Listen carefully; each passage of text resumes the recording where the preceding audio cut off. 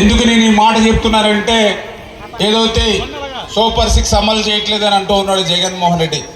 నేను అడుగుతూ ఉన్న సూటిగా, నీకు దమ్ము ధైర్యం ఉంటే జగన్మోహన్ రెడ్డికి సమాధానం చెప్పమని అడుగుతూ ఉన్నా.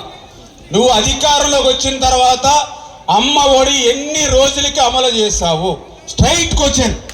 ఇక్కడ కూడా మా సాక్షి విలేకర్ గారు కూడా ఉన్నారు, ఆయన కూడా సమాధానం చెప్పొచ్చు కావాలంటే జగన్ తరపు. Straight question.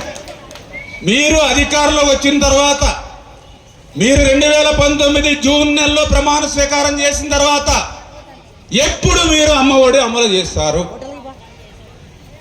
వాళ్ళకి చెప్పడానికి ధైర్యం జరిగిపోతే నేనే చెప్తున్నా, 2020లో అమలు చేశారు.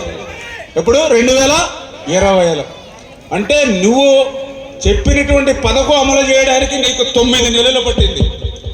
మరి నేను అధికారంలోకి వచ్చిన 2 నెలలకే 3 నెలలకే నువ్వు అమలు చేయలేదని నన్ను ప్రశ్నించడానికి నీకు హక్కు ఉందా?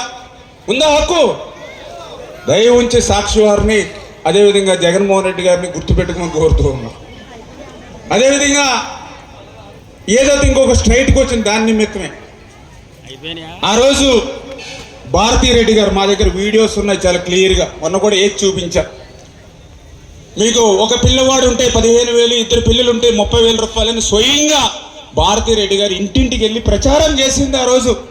మరి అధికారంలోకి వచ్చిన తర్వాత నువ్వు 2కి ఇచ్చావా, ఒక్కరికి ఇచ్చి మోసం చేసావా? సమాధానం చెప్పండి స్ట్రైట్గా. అంటే ఆ రోజు నువ్వు మోసం దగా చేసి ఈరోజు మళ్ళీ మమ్మల్ని ప్రశ్నిస్తున్నటువంటి పరిస్థితి. ఓకే, ఆ రోజు స్ట్రైట్కి వచ్చిన 3వది, నువ్వు ఆ రోజు ఎన్ని వేల రూపాయలు ఇస్తావని చెప్పావు? 15,000 రూపాయలు ఇస్తా అని చెప్పావు.